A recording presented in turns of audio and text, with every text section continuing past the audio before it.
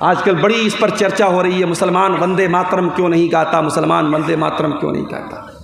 हम तुम्हें अपना दिल चीर के नहीं दिखाएंगे कि हमारे दिल में भारत का प्रेम कितना है। इस देश की धरती को हमारे उलमा ने, हमारे पुरखों ने, हमारे बाप दादा ने अपने खून को कुर्बान करके इस देश को अंग्रेजों के चंगुल से आजाद किया है। हमें तुम्हें कोई सर्टिफिकेट देने की जरूरत नहीं है। जिन्होंने देश के साथ गद्दारियां की हैं, इनका इतिहास रहा है अंग्रेजों का नमक खाने का, वो आज हमसे सर्टिफिकेट मांगते हैं कि साहब तुम देश के अगर वफादार हो तो वंदे मातरम बोलो। कान खोल के सुन लो, मुसलमान इस देश का वफादार था और है और रहेगा, और जो इस देश के इसके साथ गद्दारी करता है वो न भारत का कहलाने के लायक है, ना मुसलमान कहलाने के लायक। मुसलमान का इतिहास वफादारी से भरा हुआ है, लेकिन हाँ, मुसलमान हर कंकर को, हर पत्थर को, हर पानी को, हर पहाड़ को रब मानने वाला नहीं है। मुसलमान एक रब को मानता है। मुसलमान नमाज पढ़ता है, 5 टाइम की नमाज में 17 बार वो अल्लाह के सामने ये कमिटमेंट करता है, ये इकरार करता है, इय्याका नअबुदु व इय्याका नस्तईन। ऐ अल्लाह, हम उपासना करते हैं तो तेरी करते हैं, हम पूजा करते हैं तो तेरी करते हैं, हम मुश्किल कुशा मानते हैं तो तुझको मानते हैं, हम संकट मोचक मानते हैं तो तुझको मानते हैं, हम बीमारी से शिफा देने वाला मानते हैं तो तुझे मानते हैं, हम औलाद देने वाला मानते हैं तो तुझे मानते हैं। इय्याका नअबुदु व इय्याका नस्तईन। ऐ अल्लाह, हम मदद मांगते तो तुझसे मांगते हैं, हमें देने वाला तू है, हमारी पूजा और इबादत के लायक तू है। वंदे मातरम का मतलब ये होता है, भारत की माता मैं तेरी वंदना करता हूं, मैं तेरी इबादत करता हूं। मुसलमान भारत की इबादत नहीं करता है। मुसलमान का अकीदा क्या है? मैं तेरी मोहब्बत में गिरफ्तार हूं, लेकिन मैं तेरी मोहब्बत में गिरफ्तार हूँ, लेकिन मैं तुझको खुदा समझूं ये इम्कान नहीं है। ऐ भारत की सरजमीन, हम तुझसे बहुत प्रेम करते हैं, बहुत प्यार करते हैं। मैं तुझसे प्रेम तो करता हूँ, मैं तुझसे प्यार तो करता हूँ, लेकिन ऐ भारत, मैं तुझको अपना रब मान लूँ, मैं तुझको अपना खुदा मान लूँ, ये नहीं हो सकता। मैं ला इलाहा इल्लल्लाह का कलमा पढ़ने वाला हूँ, मैं एक अल्लाह के सिवा किसी और को अपना रब नहीं मान सकता, किसी और को अपना खुदा नहीं मान सकता। ये है इस्लाम। और मेरे प्यारे साथियों, यही तौहीद की शिक्षा और यही तौहीद की तालीम आपको अपने बच्चों को भी देना है। हजरत लुकमान अपने बच्चे को नसीहत कर रहे हैं, समझा रहे हैं और कहते, ऐ मेरे बच्चे, अल्लाह के साथ कभी शिर्क मत करना। दुनिया का सबसे बड़ा पाप ये कि तू अल्लाह के साथ शिर्क करे। आज इतने बड़े बड़े जलसे हो रहे हैं, आज इतनी लंबी लंबी तकरीरें हो रही हैं, लेकिन आपके सीमांचल के बहुत सारे मुसलमान लड़के और लड़कियों को यह भी नहीं पता तौहीद किसको कहते हैं, शिर्क किसको कहते हैं। ना जानकारी में बहुत सारे ऐसे काम भी आज हमारे समाज में हो रहे हैं जो नहीं होने चाहिए। इसी अररिया की सरजमीन पर मुझे लोगों ने बताया इज्तिमा हो रहा है। कैसा इज्तिमा हो रहा है? तबलीगी जमात के लोगों का इज्तिमा हो रहा है। क्या हो रहा है उसके अंदर? कभी आप गौर कीजिएगा, उस तबलीगी जमात के इज्तिमा में कभी तौहीद पर बात नहीं होगी, कभी अकीदे पर बात नहीं होगी, कभी शिर्क को शिर्क नहीं कहा जाएगा, कभी बिदअत को बिदअत नहीं कहा जाएगा। उसमें सिर्फ मीठी मीठी बातें बताई जाएंगी। नमाज पढ़ो, छोटों से प्यार करो, बड़ों का एहतराम करो, सच बोलो, वादा खिलाफी मत करो। मीठी मीठी बातें बताई जाएंगी, कड़वी बात कोई नहीं बताई जाएगी। माफ करना मेरे प्यारे साथियों, इस्लाम सिर्फ मीठी मीठी बातों का नाम नहीं है। इस्लाम में कड़वे प्याले भी आपको पीने पड़ेंगे। इस्लाम सिर्फ ये नहीं सिखाता है कि तुम अखलाक को अच्छा कर लो, तुम नमाज को पढ़ लो। इस्लाम ये भी कहता है तुम शिर्क मत करो, तुम बिदात मत करो, तुम अल्लाह को छोड़ के किसी और के दर पे ना जाओ, तुम अल्लाह का दर्जा किसी और को ना दो, तुम नबी का दर्जा किसी और को ना दो। और तबलीगी जमात के इज्तिमा में बहुत सारे ऐसे अज़कार भी बताए जाते हैं जो बिदात पर मुश्तमिल होते हैं, गलत होते हैं, फर्जी होते हैं, और उनको आवाम में फैलाया जाता है, प्रमोट किया जाता है। और अफसोस की बात है कि आपकी शेरशाबादी बरादरी में और आपकी अहले हदीस जमात में इस तरीके के तबलीगी इज्तिमा को प्रमोट किया जाए और अहले हदीस अफराद वहाँ पर बुलाए जाएँ, ये बिल्कुल भी मुनासिब नहीं है। हम किसी के साथ कोई तासुब नहीं रखते, मगर हाँ मेरे प्यारे साथियों, हम जिस मनहज पर हैं, जिस अकीदे पर हैं, हम किताब सुन्नत के जिस प्लेटफॉर्म पर हैं, उसका तकाजा यही है कि जहाँ से बिदात को प्रमोट किया जाए, जहाँ से गलत चीज़ों को प्रमोट किया जाए, हम ऐसी तमाम चीज़ों का बाइकॉट करते हैं। और इसलिए ऐसे इज्तिमा की हम अपनी मस्जिदों में अगर इजाज़त दे रहे हैं, अपने मदरसों में अगर हम इजाज़त दे रहे हैं और अपने नौजवानों को उस तरीके के इज्तिमात में हम भेज रहे हैं, तो ये बिल्कुल भी मुनासिब नहीं है। हमें और आपको इससे सचेत रहना चाहिए। नबियों ने यही काम किया है, अपने बच्चों को उन्होंने सबसे पहले अकीदे का पाठ पढ़ाया है। हज़रत इब्राहीम अलैहिस्सलाम को देखो, इब्राहीम अलैहिस्सलाम अल्लाह की बारगाह में दुआ करते हैं, कहते वजुनुबनी व बनिया अन्ना बुदल असनाम, आय अल्लाह तू मेरे बच्चों को बुत परस्ती से बचाना, मेरी औलाद कहीं बुत परस्ती में न पड़ जाए। ऐसी सीमांचल के मुसलमानों, तुमने अगर अपने बच्चों की चिंता नहीं की, उनको तौहीद का पाठ नहीं पढ़ाया, उनको कुरान और हदीस का पाठ नहीं पढ़ाया, उनको सही तरीके पर नमाज पढ़ना नहीं सिखाया, आने वाला ज़माना बड़ा नाजुक है। उनको कोई अपने रंग में रंग देगा, कोई अपनी विचारधारा में लपेट लेगा, कोई अपने मसलक और अकीदे में लपेट लेगा। अपने बच्चों का ईमान बचा के चलो, अपने बच्चों को तौहीद सिखा के चलो, अपने बच्चों को सही तरीके पर नमाज सिखाते हुए चलो।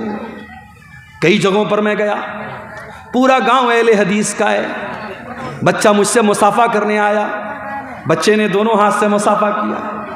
मैंने पूछा भाई ये कौन सा गांव है? लोगों ने बताया मौलाना साहब ये पूरा गांव अहले हदीसों का गांव है, शेरशाबादी गांव।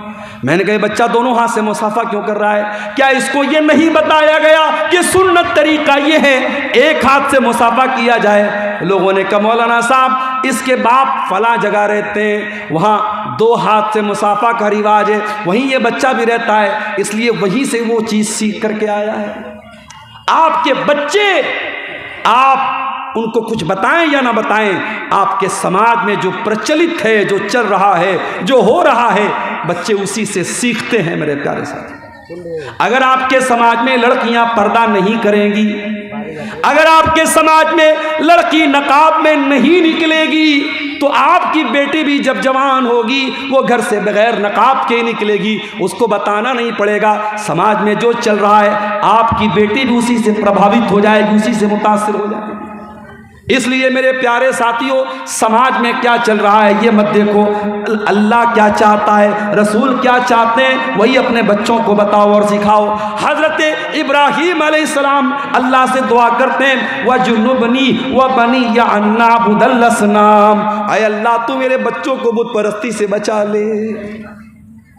आपके मरने का टाइम आता है, आप अपने बच्चों को बुलाते हैं, मैं इतनी ज़मीन छोड़ के जा रहा हूँ, इतना खेत छोड़ के जा रहा हूँ। ज़मीन के बारे में वसीयत करके जाते हैं, खेतों के बारे में वसीयत करके जाते हैं, अपने बच्चों को ज़मीन और जायदाद के बारे में बता के जाते हैं। आओ, अल्लाह का एक नबी भी इंतकाल करने वाला है, उस नबी का नाम याकूब अलैहिस्सलाम है। अम कुंतुम शुहदा इज़ हदर याकूब अल मौत, याद करो जब याकूब की मौत का टाइम आ गया।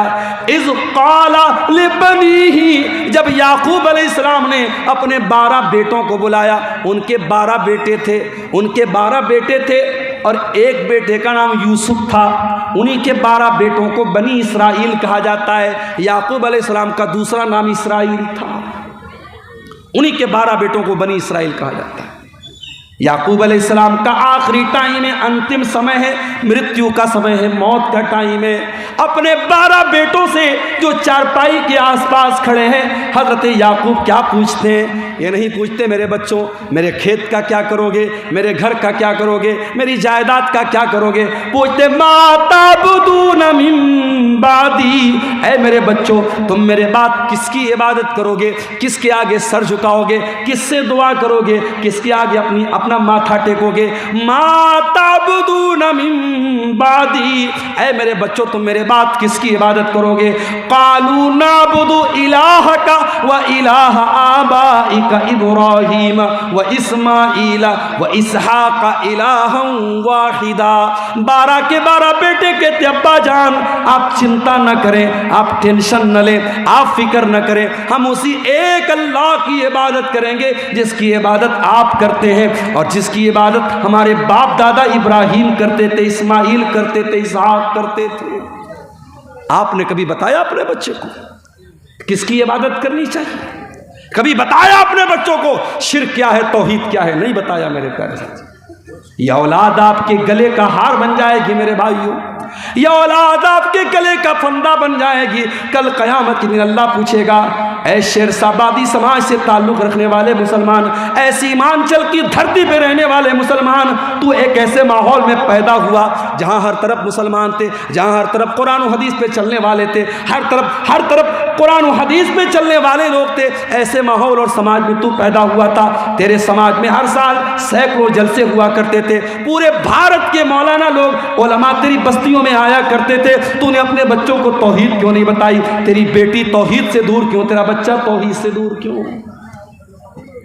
जानते हो तौहीद क्या है? आओ तौहीद की एक झलक आपको बता देता हूं। अल्लाह के प्यारे नबी अपने चचा के बेटे अब्दुल्ला बिन अब्बास से, अब्दुल्ला बिन अब्बास कौन थे? नबी के चचा के बेटे थे। और अल्लाह के प्यारे नबी जब रात में नमाज पढ़ने के लिए उठते थे, अब्दुल्ला बिन अब्बास वजू का पानी ला के दे देते थे। ओ लोगों, तुम्हारे गांव में उलमा आ जाते हैं, तुम अपने बच्चों को उलमा से मिलाते तक नहीं हो। अरे गांव में कोई बाहर से आलिम आ जाए, बच्चे को लेके पहुंचो, बच्चे से कहो बेटा मौलाना को सलाम करो, मौलाना से मुसाफा करो। अपने बच्चों के दिल में उलमा का एहतराम भी पैदा करो। ये हमको नबी ने सिखाया, ये सहाबा ने सिखाया।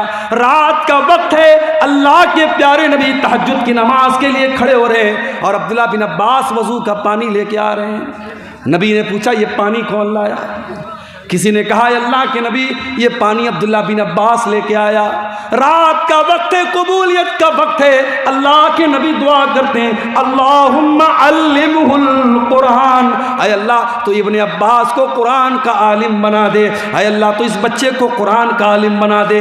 नबी की दुआ थी, रात का वक्त था, रात का सन्नाटा था, अल्लाह ने ये दुआ कबूल कर ली। और आज कुरान की कोई भी तफसीर उठा के देख लो, कुरान की हर आयत में अगर सबसे ज्यादा किसी की तफसीर आपको मिलेगी, सबसे ज्यादा किसी का कौल आपको मिलेगा,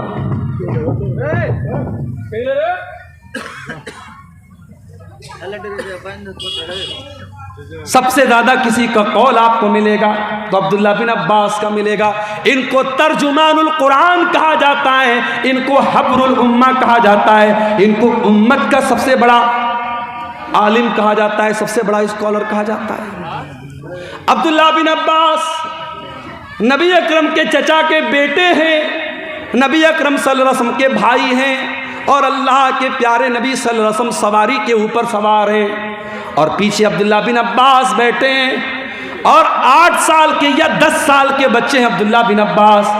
अल्लाह के प्यारे नबी सल्लल्लाहु अलैहि वसल्लम कहते हैं, या गुलाम, ऐ मेरे बच्चे, इज़ा सअल्ता फस्अलिल्लाह व इज़ा इस्तअनता फस्तईन बिल्लाह।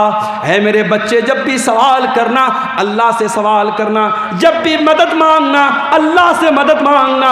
इहफ़ज़िल्लाह यहफ़ज़का इहफ़ज़िल्लाह तजिदहु तुजाक। ऐ मेरे बच्चे, तू अल्लाह के कानून की रक्षा करना, तू अल्लाह के संविधान की रक्षा करना, तू अल्लाह के कानून की हिफाजत करना, अल्लाह तेरी हिफाजत करेगा। क्या प्यारी बात कह दी अल्लाह के नबी। भारत का मुसलमान अगर अपनी रक्षा करना चाहता है, अल्लाह के कानून की रक्षा करे। बीमार दवाई खाता नहीं, बदनाम तबीब का नाम हुआ, हुए काम बुरे तो मुसलमान से बदनाम बेचारा इस्लाम हुआ।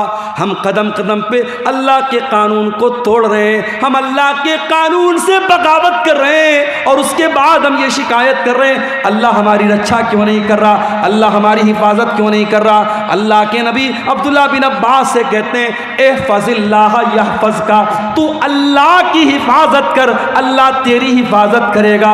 एहफज़िल्लाह तजिदहु तुजाहक, तू अल्लाह की हिफाजत कर, अल्लाह तेरे सामने होगा। जब तू अल्लाह के दीन की हिफाजत करेगा, जब तू अल्लाह के कानून की हिफाजत करेगा, जब तू अल्लाह के हलाल को हलाल जानेगा, जब तू अल्लाह के हराम को हराम जानेगा, ऐ मेरे बच्चे अल्लाह तेरी मदद को हमेशा तेरे सामने होगा। और अगला जुमला सुन लो, ओ बिहार के मुसलमानों बड़ी चिंता में पड़े हो, अब क्या होगा तब क्या होगा। बिहार वाले यूपी वालों के बारे में पूछते हैं आपके यहाँ क्या हालात चल रहे हैं। सुन लो अल्लाह के प्यारे नबी 8 साल के बच्चे को क्या मैसेज दे रहे हैं। काश कि भारत के मुसलमानों तुमने ये मैसेज ले लिया होता, ये पैगाम तुमने समझ लिया होता। अल्लाह के नबी कहते हैं वअलम अन्नल उम्मता लविज्तमाअत अला अन यनफऊका बिशैइन, ऐ मेरे बच्चे सारी दुनिया मिल करके अगर तुझे कोई फायदा पहुंचाना चाहे, ला यनफऊका, तो तुझे कोई फायदा नहीं पहुंचा सकती, इल्ला बिशैइन क़द कतबहुल्लाहु लक, सिवाय उसके जो तेरी तकदीर में लिखा है। तकदीर से बढ़ के तुझे कोई फायदा मिलने वाला, कोई लाभ मिलने वाला, कोई प्रॉफिट मिलने वाला नहीं है। और अल्लाह ने अगर तेरे मुकद्दर में कोई नुकसान लिख दिया है, सारी दुनिया मिल करके तुझे उस नुकसान से नहीं रोक सकती। उतना ही नुकसान तुझको पहुंचेगा जितना नुकसान अल्लाह ने तेरी तकदीर में लिख दिया है। रुफ़ियतिल अक़लाम व जफ़्फ़तिस सुहुफ़, अल्लाह ने तकदीर का जो कलम, जिस कलम से तकदीर को लिखा था वो कलम उठा लिए गए और तकदीर जिस कागज़ पे लिखी गई वो कागज़ सूख चुका है। अब तकदीर फाइनल हो चुकी है, अब तकदीर चेंज होने वाली नहीं है। मेरे प्यारे साथियों, अल्लाह के नबी 8 साल के बच्चे को ये सबक दे रहे हैं। आपका बच्चा आपके साथ खाना खाने बैठता है, आपने अपने बच्चे को कितनी मर्तबा खाना खाने का तरीका बताया। हजरत सलमा कहते हैं मैं अल्लाह के नबी के साथ बैठा हुआ था, मैं बाएं हाथ से खाना खाने लगा। अल्लाह के प्यारे नबी ने फरमाया कुल बे यमीनिक, ऐ बच्चे दाहिने हाथ से खाना खा, वकुल बिस्मिल्लाह, और बिस्मिल्लाह पढ़ के खाना खा, वकुल मिम्मा यली का, और अपने सामने से खाना खा, पूरी प्लेट में तू हाथ मत घुमा। हजरत सलमा कहते हैं अल्लाह के प्यारे नबी ने मुझे खाने का जो तरीका बता दिया, सारी ज़िंदगी मुझे वो तरीका याद रहा और उसी तरीके पर मैं खाना खाता रहा। बच्चों की आप तरबियत जैसी करेंगे मेरे प्यारे साथियों, बच्चे उसी सांचे में ढलते चले जाएंगे। और ये भी याद रखिए, औलाद को सुधारना है तो पहले अपने आप को सुधारना पड़ेगा। अगर आप नशा करेंगे, बच्चे से बीड़ी मंगवाएंगे, बच्चे से सिगरेट मंगवाएंगे, बच्चे से मधु मंगवाएंगे, बच्चे से गुटखा मंगाएंगे, बच्चा आपको जो चीज़ें ला के दे रहा है, कल वो चीज़ें अगर बच्चा खुद इस्तेमाल कर रहा है तो इसमें हैरान होने की कोई ज़रूरत नहीं है। आप अगर अपने बच्चों को सिगरेट से रोकना चाहते हैं, बीड़ी से रोकना चाहते हैं, गुटखा से रोकना चाहते हैं, तो आपको खुद रुकना पड़ेगा। और मैं कहना चाहूँगा अपने समाज के उन नौजवानों से जो किसी भी प्रकार का नशा करते हैं, चाहे वो शराब का नशा हो, चाहे वो ड्रग्स का नशा हो, चाहे वो सिगरेट का नशा हो, चाहे वो बीड़ी का नशा हो, चाहे वो गुटखा का नशा हो, अपने नौजवानों से कहना चाहूँगा क्यों अपने आप को हलाक कर रहे हो, क्यों अपने शरीर को बर्बाद कर रहे हो। अरे ये नशा करते करते इस एक दिन तुम बर्बाद हो जाओगे, तुम्हारा शरीर छल्ली हो जाएगा, न तुम बीवी के काबिल बचोगे, न बच्चों के बाप बनने के काबिल बचोगे, न ज़मीन पे चलने के काबिल बचोगे। जाओ कैंसर हॉस्पिटलों में जाके देखो, सिगरेट पीने वाले और गुटखा खाने वाले हज़ारों की तादाद में आपको कैंसर की बीमारी में मुब्तला मिलेंगे। क्यों अपने आप को आत्महत्या की तरफ और सुसाइड की तरफ लेके जा रहे हो। ऐ शराब पीने वाले इंसान, ये शराब जिसे तेरी शरीयत में उम्मुल खबाइस कहा गया, तमाम बुराइयों की जड़ कहा गया, और जिस शराब को पी करके जब तू अपने घर में आएगा तो इस बात की गारंटी नहीं है कि तेरा हाथ तेरी बीवी के दामन तक जाएगा, या तेरी माँ के गरेबान तक जाएगा, या तेरी बहन के गरेबान तक जाएगा। जिस शराब को पी करके तू हलाल और हराम को भूल सकता है, ऐ मुसलमान अल्लाह के वास्ते उस शराब की लानत को छोड़ दे। और अगर तू ये कहता है कि नहीं मुझे तो शराब की लत लग चुकी है, मुझे तो गुटखे की लत लग चुकी है, तो आओ मैं तुम्हें बताता हूँ। सब मदीना के अंदर सहाबा शराब पिया करते थे, शराब की लत थी उनको, शराब उनके दस्तरखान पे रखी रहती थी। मगर जब कुरान की आयत नाजिल होती है, सूरे मायदा की आयत नाजिल होती है, या अय्युहल्लज़ीना आमनू इन्नमल खम्रु वल मैसिरु वल अंसाब, ऐ ईमान वालो ये शराब, ये जुआ, वल अज़लाम और ये किस्मत का हाल मालूम करने के लिए जो तुम पासे फेंकते हो, इन्नमल खम्रु वल मैसिरु वल अज़लाम, फरमाया ये तमाम की तमाम चीज़ें रिजसुम मिन अमलि शैतान, ये आस्ताने वल अंसाब, ये आस्ताने, ये सब गंदे काम है, शैतान के काम है। फजतनिबूहु लअल्लकुम तुफ्लिहून, ऐ ईमान वालो शराब से बचो, जुए से बचो, इन तमाम हराम चीज़ों से बचो, तुम कामयाब तभी हो सकते हो। इन्नमा युरीदु शैतानु अन युक़िया बैनकुमुल अदावत वल बग़ज़ा फिल खम्रि वल मैसिर, ऐ ईमान वालो शैतान तो यही चाहता है तुम शराब पी के बहक जाओ, तुम जुए के चक्कर में एक दूसरे को मारना पीटना शुरू कर दो, तुम शराब पियोगे तो एक दूसरे से लड़ाई करोगे, झगड़ा करोगे।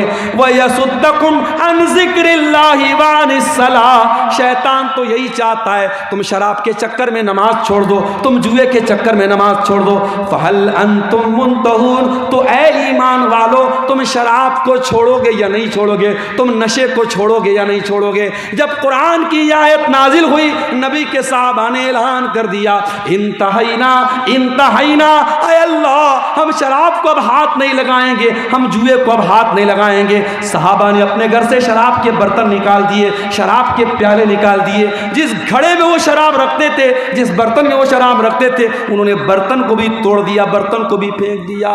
तुम ये कहते हो हमको लत लग गई, सहाबा को भी लत थी, मगर जब अल्लाह की मोहब्बत और रसूल की मोहब्बत आ जाए मेरे प्यारे साथियों, उसके बाद इंसान कोई बहाना नहीं करता है, कोई एक्सक्यूज नहीं करता है।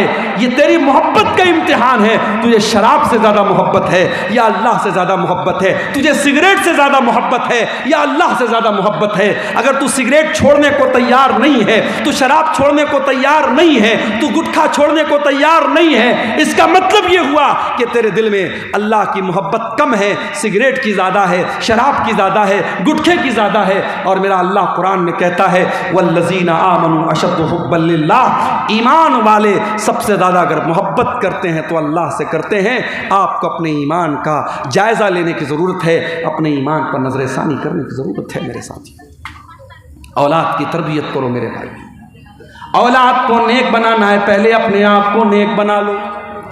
कल जुमा का दिन है, सूरे कहफ आप पढ़ेंगे, सूरे कहफ में एक वाक़या अल्लाह ने बयान किया।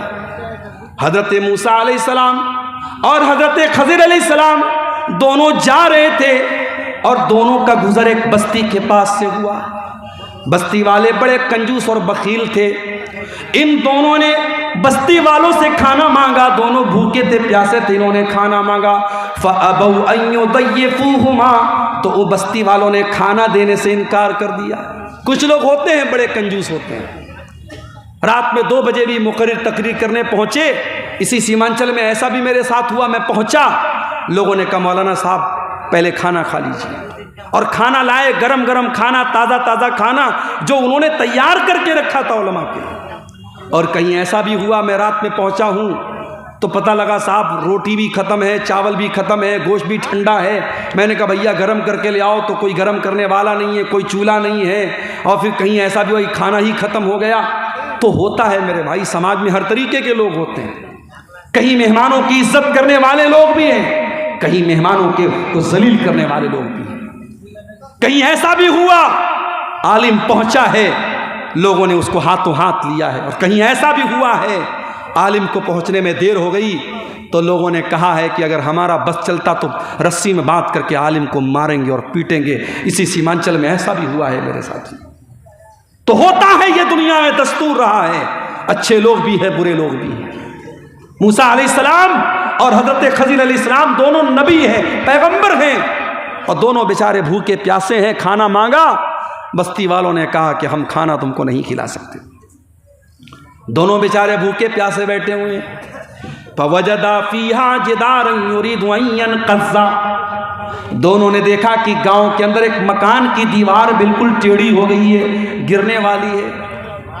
दोनों ने देखा कि दीवार गिरने वाली है। फ़अक़ामा, हज़रत खज़िर खड़े हुए और उन्होंने दीवार को सीधा कर दिया। इसका मतलब कि हज़रत खज़िर बड़े बॉडी बिल्डर थे। ऐ नौजवानों, अगर आपके आसपास में कोई जिम है तो जिम जाओ, जिम नहीं है तो दौड़ लगाओ, डंबल उठाओ, अपनी बॉडी को मजबूत बनाओ, अपनी बॉडी को, अपने शरीर को मजबूत बनाओ। ऐ नौजवानों, अपने शरीर को मजबूत बनाओ, ताकतवर बनो। गुटखा खा करके अपने शरीर को बर्बाद न करो, गंदी फिल्में देख करके अपने शरीर को बर्बाद न करो, ज़िना और बदकारी करके अपने शरीर को और ज़मीर को बर्बाद न करो, ताकतवर बनो। हज़रत खज़िर ताकतवर थे, उन्होंने अपने हाथ से दीवार को ठीक कर दिया। खड़े होकर के उन्होंने दीवार को ठीक कर दिया। हज़रत मूसा को बहुत गुस्सा आया। हज़रत मूसा ने कहा, लौ शीता लत्तखज़्ता अलैहि अजरा। ऐ खज़िर, आपको दीवार ठीक नहीं करना चाहिए था, और अगर आपने ठीक किया था तो पैसा ले लेना चाहिए था। आपको पहले पैसा तय कर लेना चाहिए था, उसके बाद आपको ये काम करना चाहिए था। हज़रत खज़िर ने कहा, क्या कहा? कहा व अम्मल जिदारु फ़कान लिग़ुलामैनि यतीमैनि फ़िल मदीनति व कान तहतहु कन्ज़ुल लहुमा। ऐ मूसा, वो जो दीवार थी वो 2 यतीम बच्चों के मकान की दीवार थी। उस मकान में 2 यतीम बच्चे रहते थे, 2 अनाथ बच्चे रहते थे। उनका बाप मर चुका था। वकान अबूहुमा सालिहा, लेकिन बाप बहुत नेक था, बाप बहुत दीनदार था, और बाप ने मरने से पहले अपने बच्चों के लिए दीवार के नीचे खजाना छुपा करके रखा था। अगर दीवार गिर जाती, खजाना सामने आ जाता और गांव वाले लूट लेते। फ़अरादा रब्बुका अन यबलुगा अशुद्धहुमा व यस्तखरिजा कन्ज़हुमा। अल्लाह ने मुझको हुक्म दिया कि ऐ खज़िर, जा के दीवार ठीक कर दो। नेक बाप था, नेक बाप के अनाथ बच्चे हैं, बाप का खजाना लुट जाएगा। अल्लाह ने मुझको उनके खजाने को बचाने का हुक्म दिया। पता ये चला कि बाप अगर नेक हो तो अल्लाह ताला औलाद की हिफाजत मरने के बाद भी, बाप के मरने के बाद भी करेगा। ऐ औलाद के लिए ज़मीन खरीदने वालों, ऐ जायदाद खरीदने वालों, ऐ LIC की पॉलिसी लेने वालों, ऐ लाइफ इंश्योरेंस कराने वालों, ऐ बीमा कराने वालों, आओ मैं तुमको सबसे बेहतरीन इन्वेस्टमेंट बता रहा हूँ। सबसे कौन है भाई, क्यों डिस्टर्ब कर रहा है? कोई बच्चा है क्या? हटा दीजिए ना उसको वहां से। आप अगर अपने बच्चों के लिए इन्वेस्टमेंट करना चाहते हैं मेरे प्यारे साथियों, सबसे बड़ा इन्वेस्टमेंट क्या है? आप खुद नेक बन जाइए। और एक बात बोलूं, जब हम नेक बनेंगे तो इंशाअल्लाह जन्नत में भी विद फैमिली जाएंगे। जब मेरे घर में शादी का कार्ड आता है और शादी पर लिखा रहता है अब्दुल गफ्फार सलफ़ी विद फैमिली, तो बच्चे बहुत खुश हो जाते हैं कि आज हमें अपने अब्बू के साथ, अपने पापा के साथ हमें शादी में जाना है, दावत में जाना है। अभी नेपाल में एक प्रोग्राम था मेरा, बहुत दिनों से फैमिली की ख्वाहिश थी कि कभी नेपाल की साइड में, सीमांचल की साइड में उनको लेके चलूं। तो नेपाल में प्रोग्राम था, मैंने छोटी वाली बच्ची को ले लिया और अहलिया को ले लिया। अब जब वहाँ पहुँचा हूँ गाँव में, ऐसा लगा कि गांव के लोगों ने पहली मर्तबा किसी औरत को देखा है। मेरी वाइफ जहां जिस घर में ठहरी थी, पूरे गांव की औरतें वहां आके लाइन से कमरे में जा रही हैं और मेरी वाइफ को देख रही हैं। मेरी वाइफ बेचारी परेशान, लंबा सफ़र करके आई है, वो आराम करना चाह रही, कंबल ओढ़ रही है, औरतें आके कंबल हटा रही हैं, नहीं हमें आपको देखना है। मेरी वाइफ परेशान। और उसके बाद नेपाल में भी यही हाल हुआ। फिर उसके बाद अगले दिन इंडिया में, अररिया में, उसी बॉर्डर के करीब में प्रोग्राम था, वहाँ भी यही हाल हुआ। मेरी वाइफ ने कहा कि आज के बाद आप मुझको लेके मत आइएगा। बच्ची को लेके मैं स्टेज पर पहुंचा। अब यूट्यूबर लोगों को मौका मिल गया, फ़ोटो लेने लगे बच्ची के साथ मेरा। अगले दिन यूट्यूब पे थंबनेल आ गया, अब्दुल गफ्फार सलफ़ी अपनी बेटी को लेके आया, नेपाल में अपनी बेटी को लेके आया। अब ये बेचारे थंबनेल बनाने वाले, ये भी इनको नहीं मालूम कि हम लेके आया लिखना चाहिए कि लेके आना आए लिखना चाहिए। और बेटी आया कि बेटी आई, जिनको आया और आई का फ़र्क नहीं पता, वो भी बेचारे यूट्यूबर बन गए, चैनल बना लिया और हर गली नुक्कड़ पे यूट्यूबर बन गए हैं। और हम अगर बोलते हैं तो अब बुरा भी लगता है। शायर कहता है कि आप ही अपनी अदाओं पे ज़रा गौर करें, हम अगर अर्ज़ करेंगे तो शिकायत होगी। यूट्यूबर बने आप, लेकिन थोड़े ज़िम्मेदारी के साथ बने। मैं बार बार कहता हूँ कि थंबनेल अच्छे हों, ढंग के हों, जो लाइन लिखें आप ठीक ठाक लिखें। अब किसी तकरीर में मैंने कहा कि भाई औरत को मेकअप नहीं करना चाहिए, तो अब वो लोग यूट्यूबर लोग थंबनेल पे खूबसूरत औरत का, लिपस्टिक वाली औरत का फ़ोटो लगा के नीचे लिखते हैं मेकअप करने वाली औरतों का अंजाम क्या होगा। एक साहब ने मुझको फेसबुक पर कमेंट में कहा कि ये आपने तकरीर बहुत अच्छी की, लेकिन औरत का फ़ोटो क्यों लगाया। मैंने कहा भैया कसम ले लो, मैंने नहीं लगाया, यूट्यूबर हजरात लगाते, भाई मैं इसका जिम्मेदार नहीं हूँ। अच्छा, मेरे नाम से बहुत सारे पेज भी बना के रखे इन लोगों ने फेसबुक पर, अब्दुल गफ्फार सलफ़ी तकरीर, अब्दुल गफ्फार सलफ़ी पेजेस और अब्दुल गफ्फार सलफ़ी जो है लेक्चर्स, और उस मेरे नाम से पेज बने हैं। किसी के 40,000 फॉलोअर हैं, किसी के 1 लाख फॉलोअर हैं, और फेसबुक पर मेरी तकरीरें चल रही हैं, उसमें उल्टे सीधे थंबनेल है, मुझे खुद नहीं मालूम। लोग मुझसे मैसेज करके पूछते हैं कि आपने ऐसा थंबनेल क्यों डाला, आपने ऐसी फ़ोटो क्यों डाली।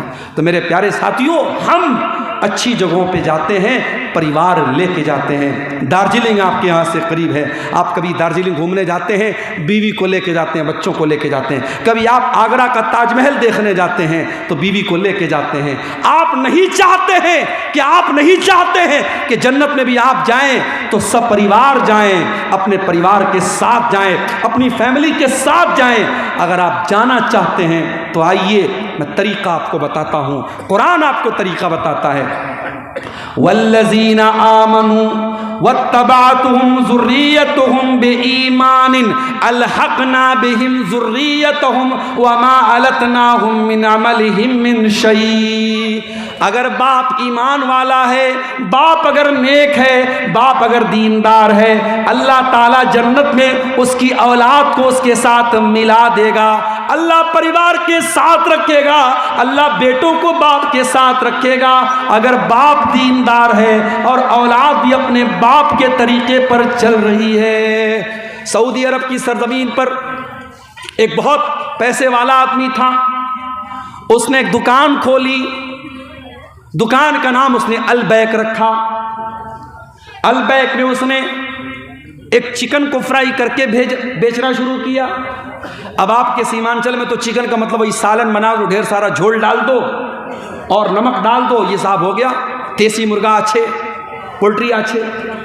आप उसको, मुर्गे को बनाने के बहुत सारे तरीके आते हैं। मैं तो कभी कभी कहता हूँ आप अपने घर की औरतों को बताइए, भाई खाना और भी तरीके से सालन बनता है, और भी तरीके से चिकन बनता है, एक ही तरीका है। मछली कभी आपके यहाँ खाओ, बिल्कुल ठंडी मछली लेके आते हैं। मैं कहता हूँ भैया ठंडी मछली क्यों? कहते हैं मौलाना साहब हमारे यहाँ ठंडी ही खाते हैं। भैया हम लोग गर्म खाते हैं। कहीं जाओ तो लोग कहते हैं मौलाना साहब रोटी खावें ना चावल खावें। हम कहा दोनों खाबो, हमें दोनों खाबो, चावल भी खाबो रोटी भी खाबो, हम लोग दोनों खाते हैं भाई। मछली लाए, मछली में आँख भी लगी है। मैंने पूछा भाई ये आँख लगी है, कम से कम आँख तो निकाल देते। बोले मौलाना मछली खाएगा तो आँख मजबूत होगा।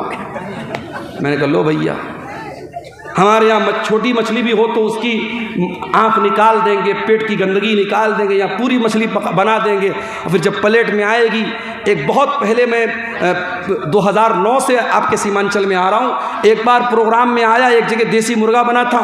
अब मुर्गे का जो पैर होता है, पैर तो बनाते हैं आप लोग, अच्छी बात है, पैर के साथ साथ उसका नाखून भी गलती से उसमें रह गया।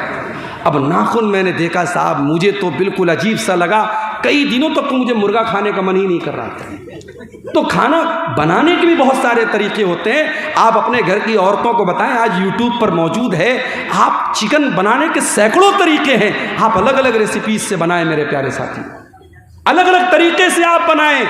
आप देखें कि खाने पीने के ये तरीके जो होते हैं, ये आपको, आपकी फैमिली को, आपके परिवार को मेरे प्यारे साथियों अच्छे लगते हैं। और इंसान जब अच्छी चीज़ें खाता है सोचता है परिवार के साथ खाऊं। क्या आप नहीं चाहेंगे कि जन्नत में भी आप अपने परिवार के साथ जाएं? कुरान कहता है वल्लज़ीना आमनू वत्तबअतहुम ज़ुर्रिय्यतुहुम बिईमानिन, जो ईमान वाले लोग हैं और उनकी औलाद भी उनके नक्शे कदम पे चलने वाली है और औलाद भी उनके तरीके पर चलेगी, हम जन्नत में उनके परिवार के साथ उनको रखेंगे। मेरे प्यारे साथियों, आप नेक बन जाइए, आप दीनदार बन जाइए, आपके बच्चे ऑटोमेटिक नेक बनेंगे और दीनदार बनेंगे। आज हालात क्या हैं? कितने घर हैं जहां एक आदमी भी नमाज पढ़ने वाला नहीं है, एक आदमी भी नमाज पढ़ने वाला नहीं है।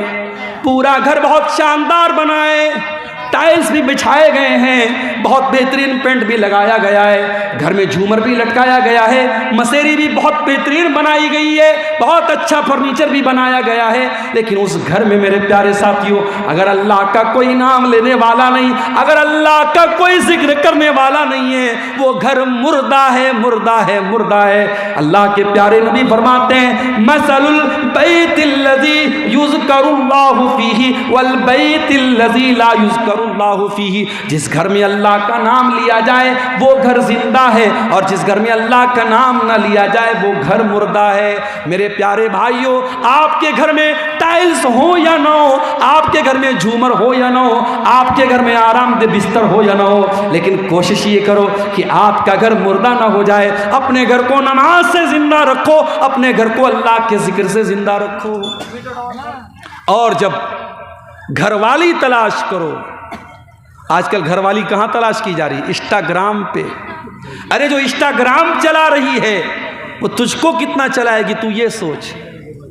जो फेसबुक चला रही है, जो सोशल मीडिया पर आईडी बना के चला रही है, वो कल तुझको कितना उंगली पर नचाएगी तू सोच ले।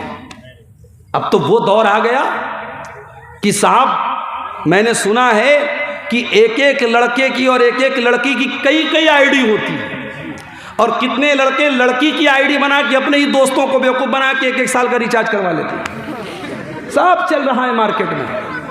जिसके मोबाइल में रिचार्ज खत्म हो गया, लड़की के नाम की आईडी बनाया, दूसरे दोस्त को मैसेज किया, हाय हेलो किया, सलाम भेजा, और उसके बाद जब देखा कि हाँ मामला बन गया है, अरे यार मेरे मोबाइल पे 1 साल वाला रिचार्ज करा दो, 800 रुपये का या कितने का 3600 का शायद रिचार्ज आता, रिचार्ज करा दिया, आईडी खत्म, बात खत्म। ये चल रहा है मार्केट में। मेरे प्यारे साथियों, जब आप निकाह के लिए रिश्ता तलाश करें, मैं माफ़ कीजिएगा नौजवानों से नहीं कह रहा हूँ, उनके गार्जियन से कह रहा हूँ, क्योंकि इस्लाम ने आपका रिश्ता तय करने की अथॉरिटी आपके माँ बाप को दी है। इस्लाम की ये तालीम नहीं है कि आप जा करके रिश्ता तलाश करें। जब मेरी प्यारी माँ बहनों अपने घर के लिए बहू तलाश करने जाओ या अपनी बेटी के लिए दामाद तलाश करने जाओ, अल्लाह के नबी क्या फरमाते हैं? आपने फरमाया, इज़ा खतब इलैकुम मिम्मन तरदौन दीनहु व खुल्क़हु, जब तुम्हारे लड़का लड़की के लिए अच्छा रिश्ता आ जाए, दीनदार रिश्ता आ जाए, फज़व्विजूहु, तो जल्दी से तुम निकाह कर दो। इल्ला तफ़ालू, अगर तुम ऐसा नहीं करोगे, तकुन फितनतुन फिल अर्दि व फसादुन अरीज़, तो ज़मीन के अंदर बहुत फितना और फसाद फैल जाएगा।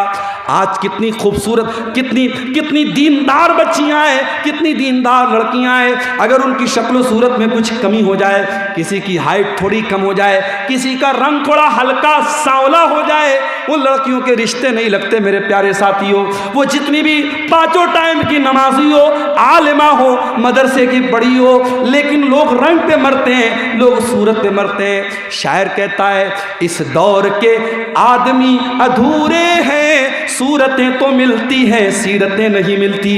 इस दौर के लोगों ने आज सूरतों को मेयार बना के रखा है, सीरत को मेयार नहीं बनाया है। नतीजा ये है कि अच्छी दीनदार और कैरेक्टर वाली बच्चियां बेचारी वो बैठी हैं, और जो कैरेक्टरलेस है, खूबसूरत है, उसकी खूबसूरती पे लोग मर मिटे हैं। मेरे प्यारे साथियों, घर को अगर एक अच्छा घर बनाना है, परिवार की एक अच्छी तरबियत करना है, अभी आपका बच्चा दुनिया में नहीं आया है, अभी शादी नहीं हुई है, शादी के पहले ही इस्लाम क्या कहता है? अगर आप एक अच्छे बाप बनना चाहते हैं, अपने होने वाले बच्चों के लिए एक अच्छी माँ का इंतज़ाम कीजिए, एक अच्छी बीवी अपने घर में लाइए। कैसी बीवी लाइए? आइए अल्लाह के नबी से पूछते कैसी बीवी अपने घर में लाना चाहिए।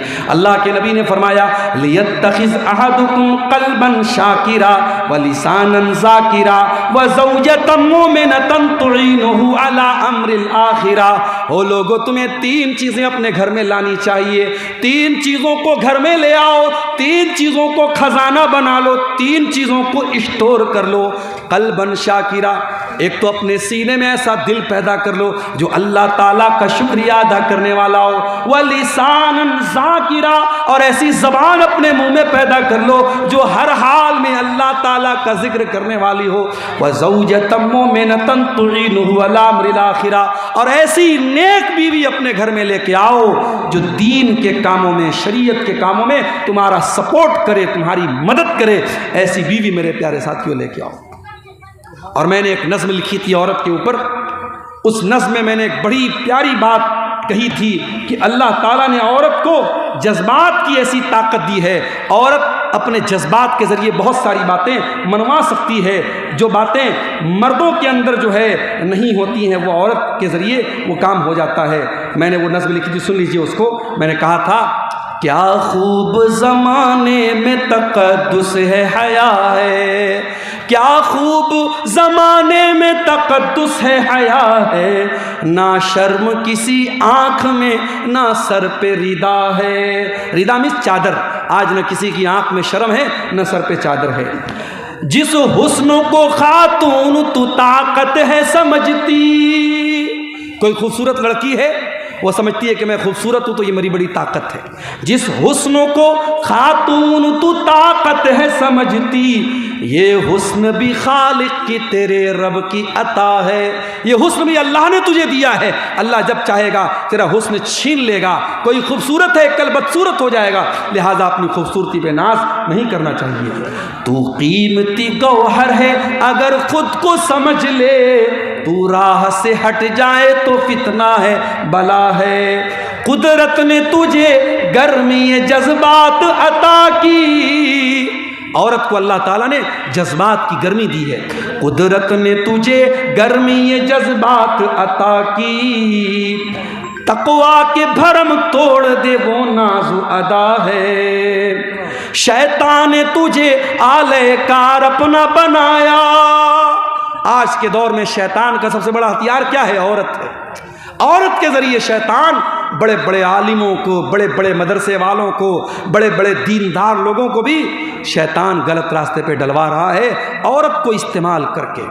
औरत का फितना एक ऐसा फितना है जो बड़े बड़े मुत्तकी लोगों के तकवा को भी तोड़ सकता है। तो कहता है शायर, कहता है, मेरी नज़्म है, शैतान ने तुझे आले कार अपना बनाया, हर सिमत फवाहिश है, खबासत है, ज़िना है। आज़ादी निस्वा के हंसी ख्वाब दिखाकर, आज़ादी निस्वा के हंसी ख्वाब दिखाकर, इस्मत के लुटेरों ने तेरा सौदा किया है। औरत की आज़ादी का नारा लगा के उसकी इज्जत का जनाजा निकाला गया है। नस्लों की हिफाजत भी हुई तेरे हवाले। औरत को अल्लाह ताला ने माँ का दर्जा दिया। माँ कौन है? जो नस्लों की हिफाजत करती है। एक औरत अगर पढ़ी लिखी है, एक औरत अगर दीनदार है, पूरी नस्ल, पूरी खानदान की वो सही तरीके से परवरिश कर सकती है। नस्लों की हिफाजत भी हुई तेरे हवाले, ये कीमती दर्जा भी तुझे रब से मिला है। बेरहम है वो लोग जो बेटी के हैं कातिल, बेरहम है वो लोग जो बेटी के हैं कातिल, सीने में उन्हें कल्ब नहीं संग मिला है। बेटी को जो पालोगे जहन्नम से बचोगे, बेटी को जो पालोगे जहन्नम से बचोगे। ये कीमती दौलत है, ये नेमत है, अता है। और आखिरी शेर समाअत फरमाए, तू मरियम व ज़हरा के तक़द्दुस की अमी है। ऐ औरत, तू मरियम के तरीके पर चलने वाली है, तू हज़रत फ़ातिमा ज़हरा के तरीके पर चलने वाली है। तू मरियम ज़हरा के तक़द्दुस की अमी है। तू इल्म अमल ज़ुहद वरा दर्स वफ़ा है। तू इल्म अमल ज़ुहद वरा दर्स वफ़ा है। तो औरत के ज़रिए मेरे प्यारे साथियों घर बनता भी है, घर बिगड़ता भी है। इसलिए अपने बच्चों की अगर तरबियत करना है तो अपने घर के लिए एक दीनदार औरत को भी आपको लाना पड़ेगा। कुछ चीज़ें और बयान करके मैं अपनी गुफ्तगू ख़त्म करूँगा, तकरीबन 2 बज रहे हैं। 1-2 चीज़ें और आप सुन लीजिए। अगर औलाद की तरबियत करना है तो एक बहुत ज़रूरी चीज़ बता रहा हूँ, उसको नोट कर लीजिए। आपको अपने घर को हराम कमाई से भी बचाना है। अगर आप अपने बच्चों से प्यार करते हैं, सूद का कारोबार मत कीजिए, ब्याज का पैसा घर में मत लाइए, रिश्वत का पैसा घर में मत लाइए, हराम का सट्टे का पैसा घर में मत लाइए। क्यों? सुन लीजिए, अल्लाह के प्यारे नबी फरमाते हैं, मा नबत लहमुन मिन सुहतिन फन्नारु औला बिही। जिस जिस्म की परवरिश हराम कमाई से की जाएगी, जिस शरीर के अंदर हराम कमाई का खून दौड़ेगा, वो जिस्म जहन्नम की आग में डाला जाएगा, वो जिस्म जहन्नम की आग में जलेगा। क्या आप ये चाहेंगे आपका बच्चा जहन्नम की आग में जले? अरे आप कैसे चाहेंगे मेरे भाई। मैं कार से जाता हूँ, परिवार साथ में बैठा है, ड्राइवर साहब ने कहा मौलवी साहब उतर जाइए, सीएनजी भरवाना है। मैंने कहा क्यों भैया, उतरना क्यों है? ड्राइवर ने कहा सीएनजी जब भरी जाती है तो खतरा होता है कहीं सिलेंडर फट ना जाए, गाड़ी में विस्फोट ना हो जाए, इसलिए सुरक्षा के दृष्टिकोण से, परिवार की हिफाजत के लिए, जान की हिफाजत के लिए परिवार को और लोगों को गाड़ी से उतार दिया जाता है। हम अपने परिवार से इतनी मोहब्बत करते हैं, 5 मिनट के लिए सीएनजी भरी जा रही है, हम कार में बैठने नहीं देते, बच्चों को उतार देते हैं। मेरे प्यारे साथियों, सीएनजी से आग लगेगी, पेट्रोल से आग लगेगी, डीजल से आग लगेगी, लेकिन जो जहन्नम की आग होगी दुनिया की आग से 70 गुना ज़्यादा खतरनाक होगी। किस तरीके से हम अपने बच्चों को उस जहन्नम की आग से बचाएंगे? कुरान कहता है कू अनफुसकुम व अहलीकुम नारा, ऐ ईमान वालों बचा लो अपने आप को और अपने घर वालों को जहन्नम की आग से। आय अल्लाह हम कैसे बचाएं? हजरत अली फरमाते हैं अल्लिमुहुम व अद्दिबुहुम, अपने बच्चों को तालीम दिलाओ, अपने बच्चों को अदब दिलाओ। मुझे मालूम है इसी सीमांचल के कुछ बच्चे हमारे बनारस में भी पढ़ते हैं, जामिया सलफिया बनारस में, और हमारे मदरसे में जहाँ मैं पढ़ाता हूँ, जामिया सलफिया की शाख है वो मदरसा, वहाँ भी पढ़ते हैं बच्चे। आसान नहीं होता है, बहुत सारे बच्चे ऐसे भी होते, मैं जानता हूँ, पर्सनली उनको जानता हूँ, बेचारे वो जामिया में पढ़ भी रहे हैं और अलग से कोई काम भी कर रहे हैं, ताकि माँ बाप गरीब हैं, खेती करने वाला बाप है, किसान बाप है, बाप किसी तरीके से परिवार को चला रहा है, बच्चे को पढ़ाई करना है, माँ बाप पर बोझ नहीं बनना चाहता है, पढ़ाई के साथ साथ वो एक्स्ट्रा काम कर रहा है अपने आप को चलाने के लिए। मेरे प्यारे साथियों, ऐसे भी तालीम हासिल करके कोई सलफ़ी बना है, कोई मदनी बना है, कोई तैमी बना है, कोई सनाबिली बना है, कोई मोहम्मदी बना है। ये बच्चों को जो आप आलिम बनाते हैं या दीन का इल्म सिखाते हैं या अदब सिखाते हैं या बच्चियों को किसी अच्छे बनात के इदारे में आप डाल के उनको आलिमा बनाते हैं, ये भी जहन्नम की आग से बचाने का एक तरीक़ा है। मेरे प्यारे साथियों, अगर हमें और आपको अपने बच्चों की तरबियत करना है, अल्लाह ताला कुरान में कह रहा है अपने बच्चों को जहन्नम की आग से बचाओ, हमें इसके लिए भी इंतज़ाम करना चाहिए। मेरे साथियों, हराम कमाई से अपने परिवार को बचाना है और जहन्नम की आग से अपने बच्चों को बचाना है। और एक दुआ अल्लाह ने सिखाई है कुरान के 26वें पारे में, जिसकी उम्र 40 साल की हो चुकी है। जो जाहिर है जब आदमी 40 साल का होता है, बेटे बड़े हो जाते हैं, बेटियां बड़ी हो जाती हैं, हो सकता है एक आध दो बेटे की शादी भी कर देता है, क्योंकि आपके सीमांचल में तो शादी बहुत जल्दी हो जाती है। लड़कियों की शादी मैंने सुना 15-16 साल की उम्र में हो जाती है, लड़कों की शादी 20 साल में हो जाती है। तो अगर 40 साल का आदमी हुआ है तो हो सकता है किसी लड़की की शादी भी कर चुका हो, किसी लड़के की शादी भी कर चुका हो। तो ये जो ज़िंदगी का समय होता है 40 साल, ये एक ऐसा समय होता है जब इंसान ज़िंदगी का बहुत कुछ चीज़ें देख चुका होता है। 40 साल की उम्र होने के बाद इंसान अगर कोई गलत काम करे तो वो ये नहीं कह सकता मैं बहक गया था, मैं भटक गया था। नहीं, 18 साल वाला 20 साल वाला बहक सकता है, भटक सकता है, ये माना जा सकता है। क्यों? अभी उसके अंदर उतनी समझ नहीं है, उतनी मैच्योरिटी नहीं है। लेकिन जो 40 साल का हो चुका है वो समझदार हो चुका है। और अगर 40 साल का होने के बाद वो कोई गलत काम कर रहा है, सोच समझ के गलत काम कर रहा है। अब ये जो दुआ मैं बता रहा हूँ ज़रा सुनिएगा। हत्ता इज़ा बलगा अशुद्धहु, जब इंसान ताकत को पहुंच जाए, व बलगा 40 सनतन, और 40 साल का हो जाए, क़ाल रब्बि औज़िनी अन अश्कुरा निअमतकल्लती अनअमता अलैया व अला वालिदैया। इंसान को ये दुआ करनी चाहिए। जितने 40 साल के हो चुके हैं, मैं दुआ बोल रहा हूँ, यूट्यूब पे रिकॉर्ड हो रही है। अगर आपको ये दुआ नहीं सुनने में आ रही है, नहीं समझ में आ रही है, जाके कुरान खोल लेना और कुरान के 26वें पारे में शुरू में आपको ये दुआ मिल जाएगी।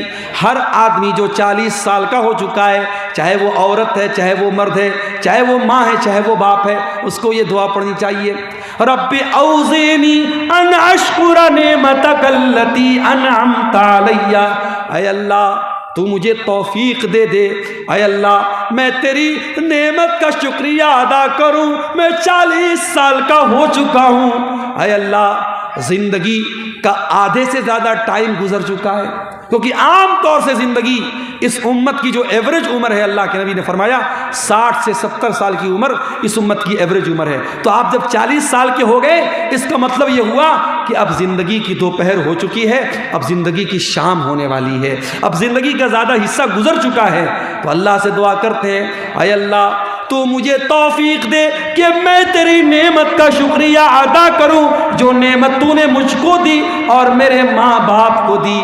व अन आमल सालिहन तरदा, और अल्लाह तो मुझे तौफीक दे मैं ऐसा नेक अमल करूं, दुनिया खुश हो या ना खुश हो, मोहल्ले वाले खुश हो या ना खुश हो, गांव वाले खुश हो या ना खुश हो, ऐ अल्लाह तू खुश हो जाए, तू राजी हो जाए।